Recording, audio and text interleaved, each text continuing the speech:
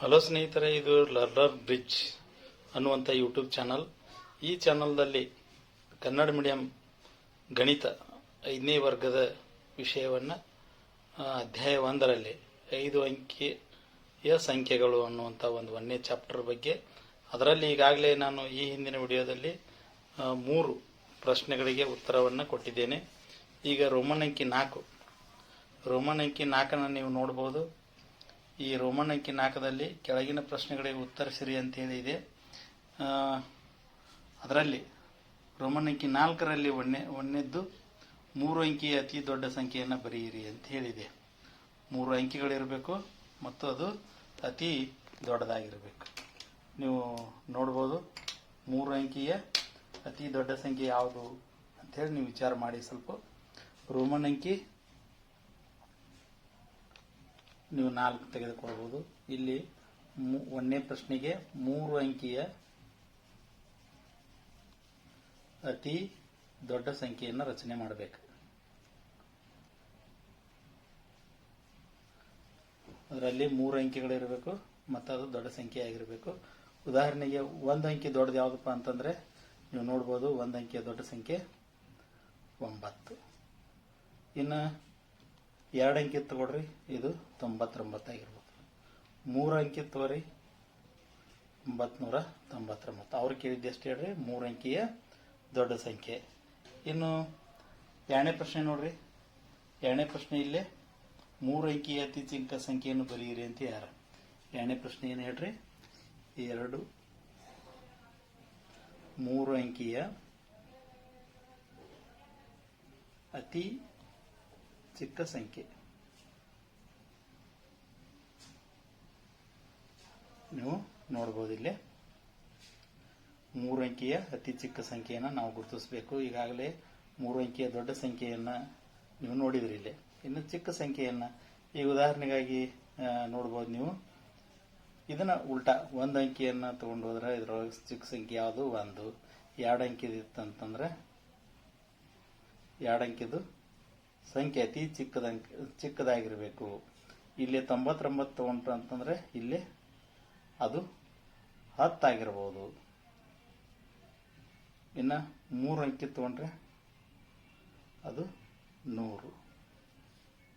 ಇಲ್ಲೇ 3 ಅಂಕಿ ಅದಾವ ಮತ್ತು ಚಿಕ್ಕದಾಗ್ಯದ. ಇದನ್ನ ನೀವು 2 ಅಂಕಿ ಮಾಡಿದ್ರೆ 10 ಆಗುತ್ತೆ, 1 ಅಂಕಿ ಮಾಡಿದ್ರೆ 1 ಆಗುತ್ತೆ, 3 ಅಂಕಿ ಮಾಡಿದ್ರೆ 100 ಆಗುತ್ತೆ. ಇನ್ನು 3ನೇದಾಗಿ ತಗೊಳ್ರಿ. ಏನಪ್ಪಾ ಅಂತಂದ್ರೆ 3ನೇ ಪ್ರಶ್ನೆ 4 ಅಂಕಿಯ ಅತಿ ದೊಡ್ಡ ಸಂಖ್ಯೆಯನ್ನು ಬರೆಯಿರಿ ಅಂತ ಯಾರು. 4 ಅಂಕಿಯ ಅತಿ ದೊಡ್ಡ ಸಂಖ್ಯೆ.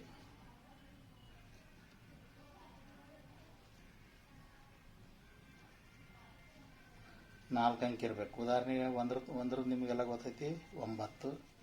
2 ತಗೊಂಡ್ರೆ 99. 3 ತಗೊಂಡ್ರೆ ಇಷ್ಟಾಗುತ್ತೆ. 4 ತಗೊಂಡ್ರೆ 9999. 4 ಅಂಕಿಯ ಅತಿ ದೊಡ್ಡ ಸಂಖ್ಯೆ ಯಾವುದಂದಂಗಾಯ್ತು? 9999. ನೀವು ಇದನ್ನು ಚಿಕ್ಕದಾಗಿನೂ ಮಾಡ್ಬೋದು. ಇಲ್ಲೇ ಚಿಕ್ಕದಾಗಿ ನೆಕ್ಸ್ಟ್ ಕೇಳ್ತಾ ಇದ್ದಾರೆ, ಅದನ್ನು ನೋಡೋಣ. ನೀವು ನೋಡ್ರಿ, ಚಿಕ್ಕದ ಸಂಖ್ಯೆ 4 ಅಂಕಿ ಇರಬೇಕು ಮತ್ತು ಅತಿ ಚಿಕ್ಕದಿರಬೇಕು.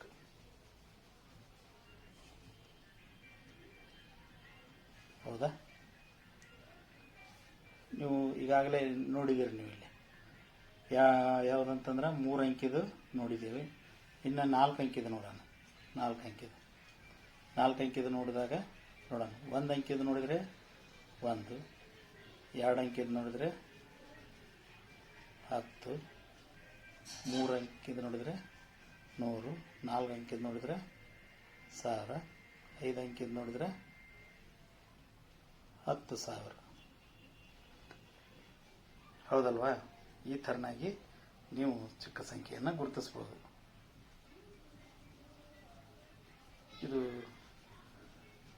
4 ಅಂಕಿದ, ಇದು 5 ಅಂಕಿದ ಆಯ್ತದೆ. ಇದು ಬೇಡ, ನಮಗೆ ಬೇಕಾಗಿದ್ದು 4 ಅಂಕಿದ ಕೇವಲ. ಹೌದಲ್ವಾ? ಈ ರೀತಿಯಾಗಿ ಚಿಕ್ಕ ಸಂಖ್ಯೆ ದೊಡ್ಡ ಸಂಖ್ಯೆಯನ್ನು ಗುರುತಿಸುವಂಥ ಕಾರ್ಯವನ್ನು ನಾವು ಇಲ್ಲಿ ಮಾಡಬಹುದು. ಇನ್ನು ರೋಮನ್ ಅಂಕಿ 5ರಲ್ಲಿ ನೋಡ್ಬೋದು ನೀವು. ರೋಮನ್ ಅಂಕಿ 5ರಲ್ಲಿ ಸಂಖ್ಯೆಗಳನ್ನು ಹೋಲಿಸಿ ಅವುಗಳ ಮಧ್ಯದಲ್ಲಿ ಬರೋಬ್ಬರಿ ಚಿಹ್ನೆ ಆಮೇಲೆ ಚಿಕ್ಕದು ದೊಡ್ಡದು ಚಿಹ್ನೆಯನ್ನು ಬರೀರಿ ಅಂತೇಳಿ ಇಲ್ಲೇ ಹೇಳಿದ್ದಾರೆ. ನೀವು ಈ ಪ್ರಶ್ನೆಯನ್ನು ನೋಡ್ಬೋದು. ನೀವು ಈ ಪ್ರಶ್ನೆಯನ್ನು ನೋಡ್ಬೋದು. ಇದರಲ್ಲಿ ಎಷ್ಟು ಅಂದಾಜು ಇದ್ದಾವೆ ಅಂತಂದ್ರೆ 3 ಪ್ರಶ್ನೆಗಳಿದ್ದಾವೆ. ರೋಮನ್ ಅಂಕಿ 5ರಲ್ಲಿ 3 ಪ್ರಶ್ನೆಗಳಿದ್ದಾವೆ. ನೋಡೋಣ ಆ 3 ಪ್ರಶ್ನೆಗಳು ಏನೇನಿದ್ದಾವ. ಉದಾಹರಣೆಗೆ ಒಂದು ಏನು ಕೊಟ್ಟಿದ್ದಾರೆ ಅಂತಂದ್ರೆ 3567 3567 ನಡಬರ್ಕ್ ಡ್ಯಾಶ್ ಇದೆ 4567. ಇದು ಏನು ಬರೋಬರಿ ಐತೋ, ಏನು ಚಿಕ್ಕದೈತೋ, ಏನು ದೊಡ್ಡದೈತೋ, ಇದು ಈ ಚಿಹ್ನೆಯನ್ನು ಗುರುತಿಸ್ಬೇಕು. ನೀವು ಈ ಕಡೆ ಇಲ್ಲೊಂದು ಸಂಖ್ಯೆ ಕೊಟ್ಟಿದ್ದಾರೆ, ಇಲ್ಲೊಂದು ಸಂಖ್ಯೆ ಕೊಟ್ಟಿದ್ದಾರೆ, ಮಧ್ಯದಲ್ಲಿ ಡ್ಯಾಶ್ ಇಟ್ಟಿದ್ದಾರೆ. ನೀವು ಇದನ್ನು ತುಂಬಬೇಕು, ಇದನ್ನು ತುಂಬಬೇಕು, ಇದನ್ನು ತುಂಬಬೇಕು. ಇದು ಸಮವಾಗಿದೆ ಅಂತ ಹೇಳ್ತೈತಿ, ಇದು ಚಿಕ್ಕದಾಗಿದೆ ಅಂತ ಹೇಳ್ತೈತಿ, ಇದು ದೊಡ್ಡದಾಗಿದೆ ಅಂತ ಹೇಳ್ತೈತಿ. ಹಾಗಾದ್ರೆ 3567 ಸಣ್ಣದೈತಿ, 4567 ದೊಡ್ಡದೈತಿ. ಹಾಗಾದ್ರೆ ಇಲ್ಲಿ ಯಾವ ಚಿಹ್ನೆಯನ್ನು ಇಡ್ಬೇಕಂತಂದ್ರೆ ನಾವು ಈ ಚಿಹ್ನೆಯನ್ನು ಇಡಬೇಕು. ಇನ್ನು ಎರಡನೇ ತಗೊಳ್ರಿ. ನೀವು ಇಲ್ಲಿ 6582 ಹೌದಲ್ವಾ. ಆಮೇಲೆ 6385 ಇಲ್ಲಿ ಕೂಡ ನೀವು ನೋಡ್ಬೋದು. 6582 ಇದು ದೊಡ್ಡದಿದೆ, ಇದು ಸಣ್ಣದಿದೆ. ಹಾಗಾದ್ರೆ ದೊಡ್ಡದು ಯಾವ ಕಡೆ ಇದೆ ದಿಕ್ಕನ್ನು ಅದನ್ನ ನಾವು ಇಡಬೇಕು. ಇದು ದೊಡ್ಡದಿದೆ, ಇದು ಚಿಕ್ಕದಿದೆ ಅನ್ನೋದನ್ನು ತೋರಿಸಲಾಗಿ ನಾವು ಈ ಥರನಾದಂಥ ಚಿಹ್ನೆಯನ್ನು ಬಳಸಬೇಕು. ಇನ್ನು ಮೂರನೇ ಪ್ರಶ್ನೆಯನ್ನು, ಅದರಲ್ಲಿ ಮೂರನೇ ಪ್ರಶ್ನೆಯನ್ನು ನೋಡ್ಬೋದು ನೀವು. ಇಲ್ಲಿದೆ ಅಲ್ಲ, ಇದು 7384 ಹೌದಾ. ಯಾವ ಚಿಹ್ನೆಯನ್ನು ಇಡಬೇಕು ನೋಡ್ಬೇಕು. 7384. ಹಾಗಾದ್ರೆ ಇವೆರಡು ಏನಿದ್ದಾವೆ ಹೇಳಿ, ಈಕ್ವಲ್ ಆಗಿದ್ದಾವೆ. ಅದಕ್ಕೆ ನಾವು ಏನು ಮಾಡಬೇಕು, ಈ ಚಿಹ್ನೆಯನ್ನು ಬಳಸಬೇಕಿಲ್ಲ, ಸಮನಾದ ಚಿಹ್ನೆಯನ್ನು ಬಳಸಬೇಕಿಲ್ಲ. ಎರಡೂ ಸಮನಾಗಿದ್ದಾವೆ ಅನ್ನುವಂಥ ಪ್ರಶ್ನೆಗೆ ನಾವು ಉತ್ತರವನ್ನು ಹೇಳಬೇಕು. ಹಾಗೆ ರೋಮನ್ ಅಂಕಿ 6ರಲ್ಲಿ ನೋಡ್ಬೋದು ನೀವು. ಇಲ್ಲಿ ಕೆಳಗಿನ ಅಂಕಿಗಳನ್ನು ಬಳಸಿ 4 ಅಂಕಿಗಳ ಅತಿ ದೊಡ್ಡ ಸಂಖ್ಯೆ ಮತ್ತು ಅತಿ ಚಿಕ್ಕ ಸಂಖ್ಯೆಯನ್ನು ಬರೆಯಿರಿ ಅಂತ ಹೇಳ್ಯಾರ. ಇವು ಎಕ್ಸಾಂಪಲ್ 1 ಕೊಟ್ಟಿದ್ದಾರೆ. 1 2 3 4 1 2 3 4 ಅಂಕಿಗಳನ್ನು ಕೊಟ್ಟಿದ್ದಾರೆ. ಇವುಗಳನ್ನು ಬಳಸಿ ನಾವು ಏನು ಮಾಡಬೇಕು, ದೊಡ್ಡ ಸಂಖ್ಯೆಯನ್ನು ಮತ್ತು ಚಿಕ್ಕ ಸಂಖ್ಯೆಯನ್ನು ರಚನೆ ಮಾಡಬೇಕು. ಮೊದಲು ದೊಡ್ಡ ಸಂಖ್ಯೆಯನ್ನು ರಚನೆ ಮಾಡೋಣ. ದೊಡ್ಡ ಸಂಖ್ಯೆ ರಚನೆಯನ್ನು ಮಾಡುವಾಗ ಮೊದಲು ಏನು ಮಾಡಬೇಕು, ದೊಡ್ಡ ಸಂಖ್ಯೆಯನ್ನು ಇಟ್ಕೊಂಡು ಆಮೇಲೆ ಸಣ್ಣ ಸಂಖ್ಯೆಯನ್ನು ಬರೀಬೇಕು. ಚಿಕ್ಕ ಸಂಖ್ಯೆ ರಚನೆ ಮಾಡುವಾಗ ಇದನ್ನು ಉಲ್ಟಾ ಬರೀಬೇಕು. 1 2 3 4 ಇದು ದೊಡ್ಡದಾಯ್ತು, ಇದು ಚಿಕ್ಕ ಸಂಖ್ಯೆ ಆಯಿತು. ಇನ್ನು 2 ತಗೊಳ್ರಿ. ಎರಡನೇದು 6 3 8 0. ಇಲ್ಲಿ 6 3 8 0. ಈ 6 3 8 0ರಲ್ಲಿ ದೊಡ್ಡ ಸಂಖ್ಯೆ ಬರೀಬೇಕಾಗಿತ್ತಂದ್ರೆ 8 ಮೊದಲು ಇಟ್ಕೋಬೇಕು, 6 ನಂತರ 3 0 ನಂತರ ಚಿಕ್ಕ ಸಂಖ್ಯೆಯನ್ನು ಇದನ್ನು ಉಲ್ಟಾ ಬರೀಬೇಕು. ಈ ಥರ ಬರೆದ್ರೆ ಚಿಕ್ಕ ಮತ್ತು ದೊಡ್ಡ ಸಂಖ್ಯೆ ರಚನೆ ಆಯಿತು. ನೆಕ್ಸ್ಟ್ ನೀವು ನೋಡ್ಬೋದು 5 2 7 4. 5 2 7 4 ಇದರಲ್ಲಿ ಕೂಡ ದೊಡ್ಡ ಸಂಖ್ಯೆಯನ್ನು ಬರೆಯುವಾಗ ಮೊದಲು ದೊಡ್ಡ ಸಂಖ್ಯೆಯನ್ನು ಇಟ್ಕೋಬೇಕು, ಆಮೇಲೆ ಸಣ್ಣದನ್ನು ಇಟ್ಕೋಬೇಕು. ಚಿಕ್ಕ ಸಂಖ್ಯೆ ಬರೆಯುವಾಗ ಅದನ್ನು ಉಲ್ಟಾ ಇಡಬೇಕು. ಈ ಥರನಾಗಿ ನೀವು ಸಂಖ್ಯೆಯನ್ನು ಬರೀಬೇಕು. ಇನ್ನು ನೋಡ್ಬೋದು ನೀವು ಇಲ್ಲಿ ಈ ಕೆಳಗೆ ಸಂಖ್ಯೆಗಳನ್ನು ಏರಿಕೆ ಕ್ರಮದಲ್ಲಿ ಬರೆಯಿರಿ ಅಂತ ಹೇಳ್ಯಾರ. ರೋಮನ್ ಅಂಕಿ ಎಷ್ಟು ಹೇಳಿ, ಇದು 7. ರೋಮನ್ ಅಂಕಿ 7ರಲ್ಲಿ ನಾವು ಏನು ಮಾಡಬೇಕು, ಏರಿಕೆ ಕ್ರಮದಲ್ಲಿ ಬರೆಯಬೇಕು. ಅದರಲ್ಲಿ ಎಕ್ಸಾಂಪಲ್ 1 ತಗೊಳ್ಳೋಣ. ಇಲ್ಲೇ ನೋಡಿ 2456, 2465, 2565, 2546 ಇದೆ. ಇದರಲ್ಲಿ ನಾವು ಏರಿಕೆ ಅಂದರೆ ಮೊದಲು ಪ್ರಾರಂಭದಲ್ಲಿ ಸಣ್ಣದನ್ನು ಇಟ್ಕೋಬೇಕು. ಅಂದರೆ 2456 ಇದನ್ನು ಮೊದಲು ಇಟ್ಕೋಬೇಕು, ಇದನ್ನು 2 ನಂಬರ್ ಇಟ್ಕೋಬೇಕು, ಇದನ್ನು 3 ನಂಬರ್ ಇಟ್ಕೋಬೇಕು, ಇದನ್ನು 4 ನಂಬರ್ ಇಟ್ಕೋಬೇಕು. ಆಮೇಲೆ ಇಲ್ಲಿ ನೋಡ್ರಿ 5768, 5678, ಈ ಥರನ ಸಂಖ್ಯೆಗಳಿದಾವೆ. ನಾವು ಮೊದಲು ಏನು ಮಾಡಬೇಕು, ಸ್ಮಾಲ್ ಅನ್ನು ಇಟ್ಕೋಬೇಕು. ಸ್ಮಾಲ್ ಯಾವುದೈತಿ ನೋಡ್ಬೇಕು. ಇಲ್ಲಿ ಮತ್ತು ಎಲ್ಲ ಕಡೆ 5 5 ಇದೆ, ಅದರೊಳಗೆ ಸ್ಮಾಲ್ ಅಂದ್ರೆ 5, ಇದು 1 ಇಟ್ಕೋಬೇಕು. ಇದಕ್ಕಿಂತ ಸ್ಮಾಲ್ ಯಾವುದಂದ್ರೆ ಇದು, ಇದಕ್ಕಿಂತ ಸ್ಮಾಲ್ ಇದು 3 ನಂಬರ್, ಇದು 4 ನಂಬರ್ ಇಟ್ಕೋಬೇಕು. ಆಮೇಲೆ ಇದನ್ನು ನೋಡ್ಬೋದು ನೀವು. ಇದರಲ್ಲಿ ಎಲ್ಲ ಸ್ಟಾರ್ಟಿಂಗ್ದಲ್ಲಿ 8 ಇದೆ. ಆಮೇಲೆ ಎಲ್ಲಕ್ಕಿಂತ ಸ್ಮಾಲ್ ಯಾವುದು ಅಂತಂದರೆ 1, ಇಲ್ಲಿ 1 ಇದೆ, ಇಲ್ಲಿ 1 ಇದೆ. ಇದನ್ನು 1 ಇಟ್ಕೋಬೇಕು, ಇದನ್ನು 2 ಇಟ್ಕೋಬೇಕು, ಇದನ್ನು 3 ನಂಬರ್ ಇಟ್ಕೋಬೇಕು, ಇದನ್ನು 4 ನಂಬರ್ ಇಟ್ಕೋಬೇಕು. ಅಂದಾಗ ನಿಮ್ಗೆ ಏನಾಗುತ್ತೆ ಹೇಳಿ, ಸೀರಿಯಲ್ ಆಗುತ್ತೆ. ನಾನು 2456, ಆಮೇಲೆ 2465, ಆಮೇಲೆ 2546, 2546, ಆಮೇಲೆ 2565 ಈ ಥರ ಏರಿಕೆ ಕ್ರಮದಲ್ಲಿ ಬರಿತಾ ಇದ್ದೀನಿ. ನೀವು ಮತ್ತೆ 5678, 5687,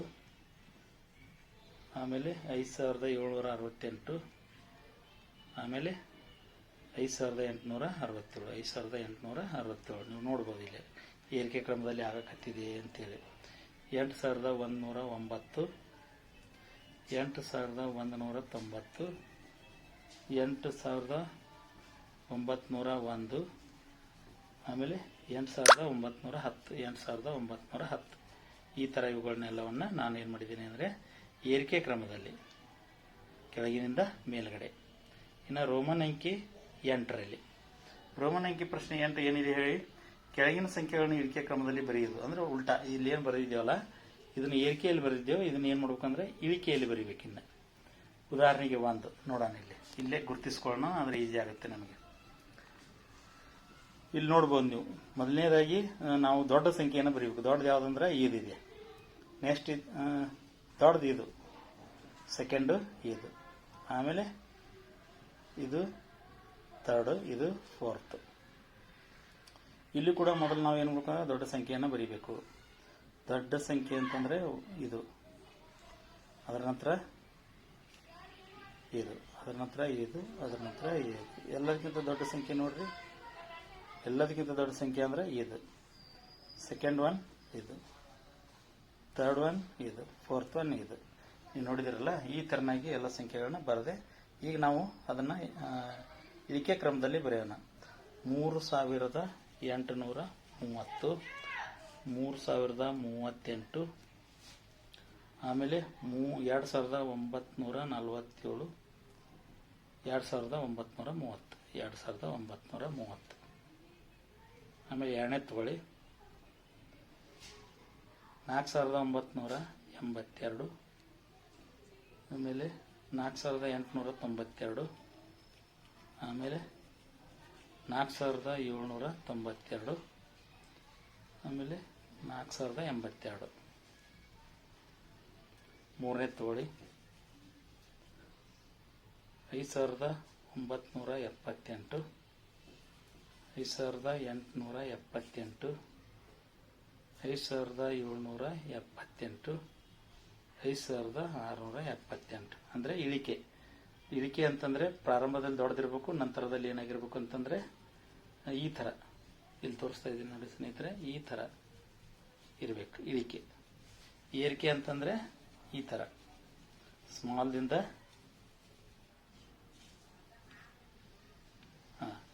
ಇದು ಈ ತರ, ಇದು ಈ ತರ ಇಳಿಕೆ ಕ್ರಮದಲ್ಲಿ ಏರಿಕೆ ಕ್ರಮದಲ್ಲಿ ಬರೆದಿದ್ದೇನೆ ನೋಡಿ ಸ್ನೇಹಿತರೆ.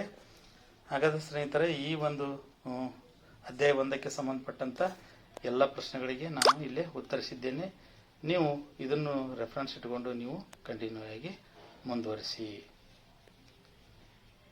ವಿಡಿಯೋವನ್ನು ನೋಡಿದ್ದಕ್ಕೆ ಧನ್ಯವಾದಗಳು. ಹಾಗೆ ಮುಂದಿನ ಚಾಪ್ಟರ್ದ ವಿಡಿಯೋಗಳು ನೆಕ್ಸ್ಟ್ ಬರ್ತಾ ಇದ್ದೇವೆ ಸ್ನೇಹಿತರೆ. ಎಲ್ಲರಿಗೆ ಧನ್ಯವಾದ.